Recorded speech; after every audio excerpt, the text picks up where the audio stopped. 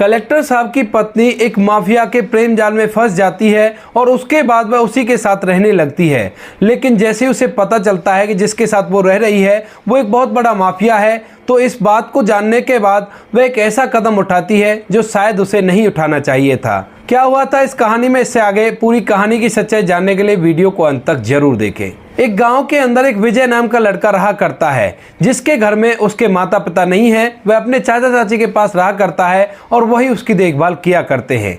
विजय जिसने अभी अभी ग्रेजुएशन की है और ग्रेजुएशन करने के बाद वह यूपीएससी की तैयारी कर रहा है। विजय जो कि शादी के योग्य हो गया है, तो उसके चाचा चाची उसके लिए एक लड़की ढूंढते हैं और उस लड़की से उसकी शादी करा देते हैं। लड़की का नाम होता है रेशमा और रेशमा से विजय की शादी होने के बाद रेशमा दुल्हन बनकर विजय के साथ विजय के घर में रहने लगती है। शादी होने के बाद विजय और उसकी पत्नी को एक अलग से घर दे दिया जाता है, जिसके अंदर विजय अपनी पत्नी के साथ रहा करता था। तभी एक दिन शाम को जब दोनों पति पत्नी बिस्तर पर आराम कर रहे थे, तो विजय एकदम से अपनी पत्नी से कहने लगता है कि रेशमा, मैं तुम्हें कुछ बताना चाहता हूँ। इस बात को सुनकर जो रेशमा होती है वो बैठ जाती है बिस्तर पे और पूछने लगती है कि बताइए जी, आप क्या कह रहे थे। तो विजय कहने लगता है कि देखो, मैंने ग्रेजुएशन कर ली है और उसके बाद मैं चाहता हूँ कि मैं पढ़ाई लिखाई और ज़्यादा करके मैं कलेक्टर बन जाऊँ। इसके बाद जो उसकी पत्नी रेशमा इस बात को सुनती है तो वो एकदम से उससे कहने लगती है कि ये तो बड़ी अच्छी बात है, अगर आप कलेक्टर बन जाओगे तो हमारा जीवन और भी अच्छी तरह से व्यतीत होने लगेगा। तो आप अपनी पढ़ाई लिखाई में मेहनत करो, बाकी सब कुछ मुझ पर छोड़ दो, घर का सारा काम मैं देख लिया करूंगी और कोई भी दिक्कत आपको नहीं आने दूंगी। विजय के गाँव में कुछ पुश्तैनी जमीन थी जिस पर वो खेती बाड़ी किया करता है और उसके बाद जैसे उसकी पत्नी को पता चलता है कि उसके पति का मन कलेक्टर बनने का है, तो वह खेती बाड़ी में कुछ ज़्यादा ही हाथ बटाने लगती है और अपने पति को ज्यादा से ज्यादा टाइम पढ़ने लिखने के लिए दिया करती है। धीरे धीरे समय बीतता और समय के साथ साथ जैसे विजय की ग्रेजुएशन को 4 साल बीतते हैं, तो 4 साल बाद विजय एकदम से कलेक्टर बन जाता है और कलेक्टर बनने की खुशी वह अपनी पत्नी के साथ शेयर करता है।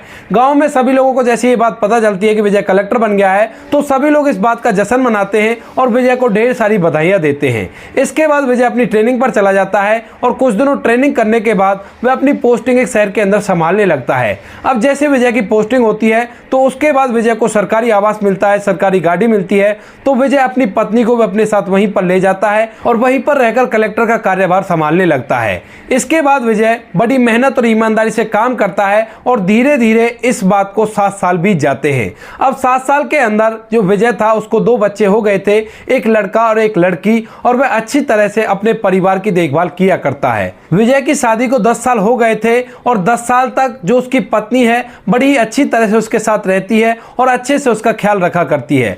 लेकिन 10 साल बाद अचानक से उसकी पत्नी को न जाने ऐसा क्या हो जाता है कि वह अपने पति से अंदर ही अंदर नाराज रहने लगती है, क्योंकि उसका पति अक्सर किसी काम के सिलसिले में घर से 2-2 3-3 दिन के लिए बाहर जाया करता और यह बात रेशमा को बिल्कुल भी अच्छी नहीं लगा करती है। वह बच्चों की देखभाल करती है और देखभाल करने के बाद वह अपना खाली समय सोशल मीडिया पर बिताया करती है। धीरे धीरे समय बीतता और समय के साथ साथ ऐसा ही माहौल चलते हुए घर में लगभग 2 महीने बीत जाते हैं। अब 2 महीने बाद अचानक से रेशमा के पास सोशल मीडिया पर एक फ्रेंड रिक्वेस्ट आती है जिसका नाम था टिंकू शर्मा। अब टिंकू शर्मा की जैसी प्रोफाइल पिक देखती है तो उसके बाद रेशमा के दिमाग में कुछ और ख्याल चलने लगते हैं। अब रेशमा उससे बात करने लगती है और बातों बातों में उसका फोन नंबर ले लेती है और दोनों एक दूसरे से फोन से घंटों बातें करने लगते हैं। अब रेशमा को ज्यादातर अपने बच्चों का ख्याल भी नहीं रहता है, वह बस उस टिंकू शर्मा नाम के लड़के से बात करती रहती है और उसी की बातों में व्यस्त रहा करती है। इसके बाद जो टिंकू शर्मा होता है वह रेशमा से बहुत ही ज्यादा अलग तरह की बातें करता है,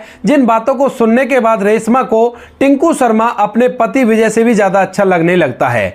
वह मन ही मन सोचा करती कि ये मेरा कितना ख्याल रखता है, क्योंकि जब भी टिंकू शर्मा उससे फोन पर बातें किया करता तो उसका हालचाल जाना करता और ये पूछा करता कि तुमने खाना खाया है नहीं खाया है। तो इन्हीं बातों को सुन सुनकर जो रेशमा थी वो उसकी तरफ को ज्यादा ही अट्रैक्टिव हो जाती है और मन ही मन ये सोचने लगती है कि मेरा पति तो बहुत ही ज्यादा बेकार है, वो कभी भी मुझसे फोन पर बात नहीं किया करता है और ना ही मेरा हालचाल जाना करता है, लेकिन ये भी तो है जो बार बार मुझे फोन करके मेरे बारे में पूछा करता है और कितनी फिक्र करता है। इसके बाद रेशमा अपना मन बना लेती है कि वह अपने पति के साथ नहीं रहेगी और वह टिंकू शर्मा के पास ही रहेगी। तो वह उससे कहने लगती है कि मैं तुम्हारे पास रहना चाहती हूँ और अब जीवन को मैं तुम्हारे साथ बिताना चाहती हूँ। इसके बाद जो टिंकू शर्मा होता है वह उससे कह देता है कि ठीक है, अगर ऐसी बात है तो तुम बेशक से मेरे पास आ सकती हो, तुम्हारे लिए मेरे घर के दरवाजे हमेशा से खुले हुए हैं। उसके बाद ये बातें तय हो जाती हैं और बातें तय होने के बाद दूसरे ही दिन जो रेशमा होती है अपने घर से गायब हो जाती है। अब जैसे ही रेशमा घर से गायब हो गई थी तो यह बात कलेक्टर साहब को भी पता चलती है और वे बड़े ही चिंतित होते हैं अपनी पत्नी को गायब होने को लेकर, क्योंकि कलेक्टर साहब की पोस्ट काफी बड़ी होती है तो उन्हें डर था कि कहीं मेरी नौकरी की वजह से किसी ने रेशमा को किडनैप नहीं कर लिया हो। तो इसी वजह से वो काफी ज्यादा परेशान होते हैं और अपनी पत्नी के पास फोन मिला देते हैं। अब फोन मिलाने के बाद रेशमा फोन को उठा लेती है और फोन उठाते ही कह देती है कि अब मुझे तुम्हारे साथ नहीं रहना, मैं तो किसी और व्यक्ति के साथ रहा करती हूं और तुमसे मेरा कोई ताल्लुकात नहीं है। इस बात को जैसे विजय कलेक्टर साहब सुनते हैं तो एकदम से उनको बड़ा ही बुरा लगता है। पहले तो वो सोचते हैं कि शायद हो सकता है ये मजाक कर रही हो, लेकिन जब बार बार पूछने पर वह इसी जवाब को देती है तो वह समझ जाते हैं कि उसकी पत्नी अब उसके हाथ से निकल चुकी है और वह दोबारा से उसके पास नहीं आएगी। इसके बाद जो कलेक्टर साहब होते हैं एक आध बार उसे समझाने की कोशिश करते हैं। कहती है कि तुम्हारी शादी काफी दिन पहले मुझसे हो गई है और हमारे बच्चे भी हैं, अगर तुम ऐसा करोगी तो इन बच्चों की परवरिश में दिक्कत आ जाएगी और ये सब कुछ बचकानी हरकतें छोड़ो और दोबारा से मेरे पास आ जाओ। लेकिन वो उसे साफ साफ मना कर देती है और कहती है कि मुझसे अब तुम्हारा कोई भी वास्ता नहीं है और ना ही मैं ये जानती कि मेरे कोई बच्चे भी हैं। ऐसा कहकर उसने फोन काट दिया था और यह बात कलेक्टर साहब को बड़ी ही बुरी लगती है। इसके बाद कलेक्टर साहब 2-3 दिन तक तो अपने घर के अंदर ऐसे ही पड़े रहते हैं, वो वहां भी नहीं जाया करते जहां पर वो काम किया करते हैं और अपने बच्चों की देखभाल करने में लगे रहते हैं। वह बार बार उन पलों को याद किया करते जब उनकी पत्नी उनके साथ रहा करती थी और हर फैसले को अच्छी तरह से लेने में उसकी मदद किया करती थी। लेकिन आज उसकी पत्नी ने कुछ ऐसा कदम उठा लिया था जो शायद ही किसी महिला ने उठाया होगा, क्योंकि कलेक्टर साहब के पास रुपए पैसे भी अच्छे खासे थे और अच्छा रुतबा था और परिवार के अंदर सब कुछ ठीक चल रहा था। न कलेक्टर साहब अपनी पत्नी से लड़ाई किया करता था और ना ही रेशमा की कभी किसी ख्वाहिश को उसने ऐसे दबने दिया था कि इस बात को बाद में कर लेंगे। जो भी रेशमा कह दिया करती वो काम तुरंत से हो जाया करता। लेकिन फिर जो कलेक्टर साहब होते हैं वो अपनी जिंदगी को अच्छी तरह से जीने का फैसला लेते हैं और सोचते हैं कि उसने गलत किया है तो इस बात का दंड मैं क्यों भुगतूं।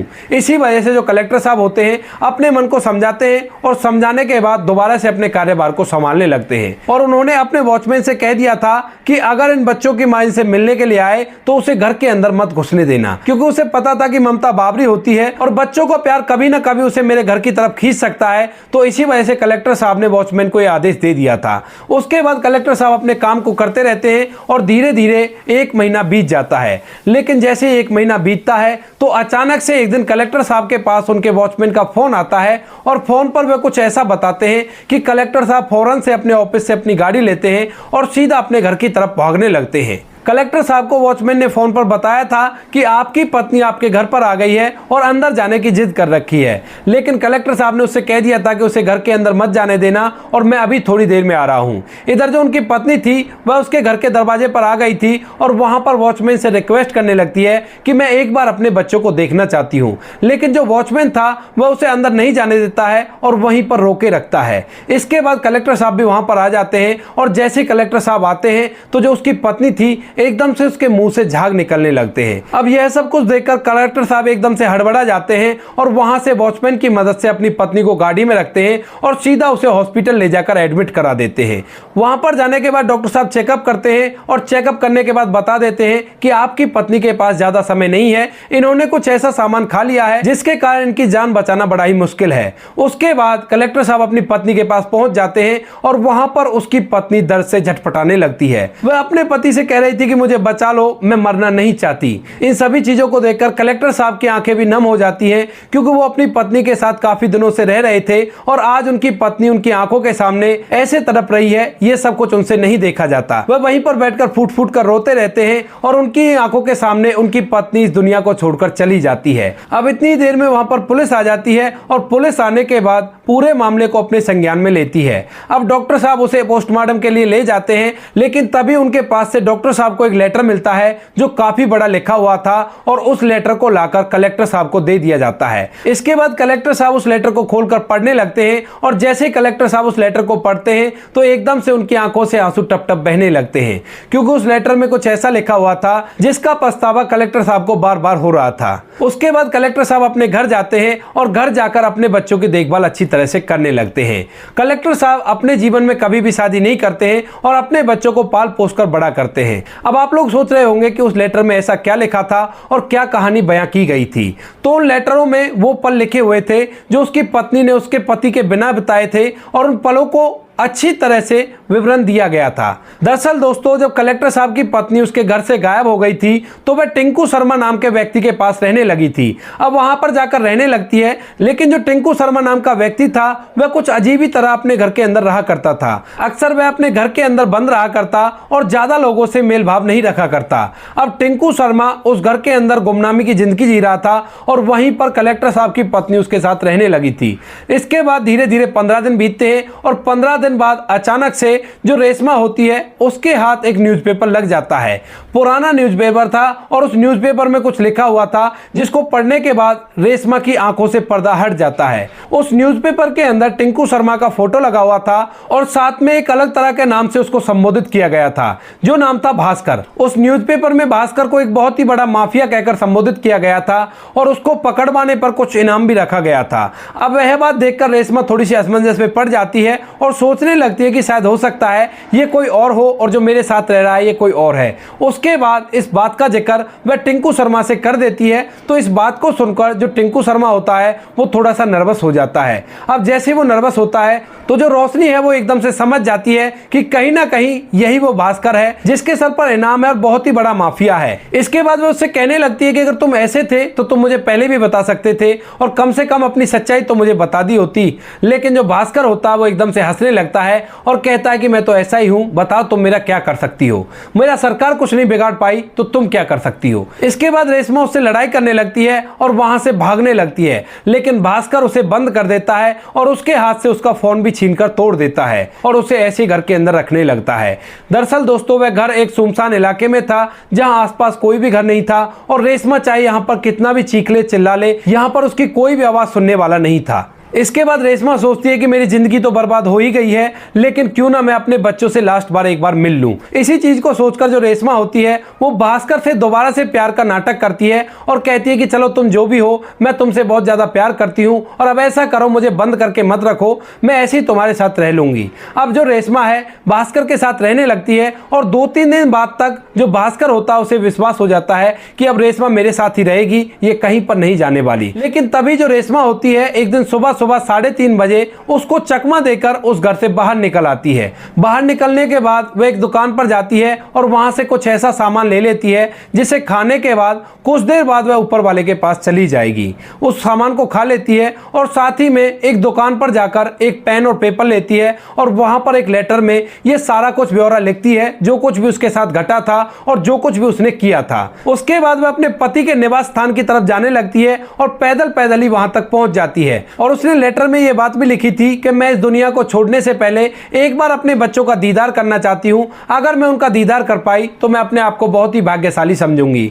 वैसे मैंने जो काम किया है वो मेरा माफी के लायक तो नहीं है, लेकिन फिर भी आपसे गुजारिश करती हूं कि आप मुझे माफ कर देना। इन्हीं बातों को पढ़ने के बाद जो कलेक्टर साहब थे उनकी आंखें नम हो जाती हैं और वे अपनी पत्नी की इस दशा को सोच सोचकर फूट फूट कर रोने लगते हैं। इसके बाद कलेक्टर साहब अपना जीवन हंसी खुशी बिताते हैं और अपने बच्चों को पढ़ा लिखा कर काबिल बना देते हैं। तो दोस्तों, ये थी कहानी एक लड़की की, जिस लड़की की शादी हुई और शादी होने के बाद उसने अपने पति का साथ दिया और उसको कलेक्टर बनाया, लेकिन बाद में उसके जीवन में कुछ ऐसा घटा जिसके कारण उसकी पूरी जिंदगी तहस नहस हो गई। आप क्या कहना चाहते हो रेशमा के बारे में? आप क्या कहना चाहते हो भास्कर के बारे में? आप क्या कहना चाहते हो कलेक्टर साहब के बारे में? आपकी जो भी राय कमेंट सेक्शन में लिख सकते हो, लोगों के साथ शेयर कर सकते हो।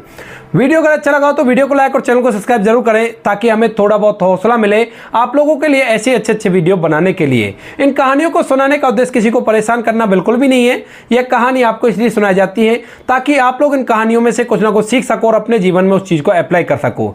जैसे कि इस कहानी में जो रेशमा ने किया वो बिल्कुल गलत था, उसे ऐसा नहीं करना चाहिए था। बाकी मिलते हैं किसी नेक्स्ट वीडियो में नए टॉपिक के साथ, तब तक के लिए जय हिंद, जय भारत, जय हिंदुस्तान।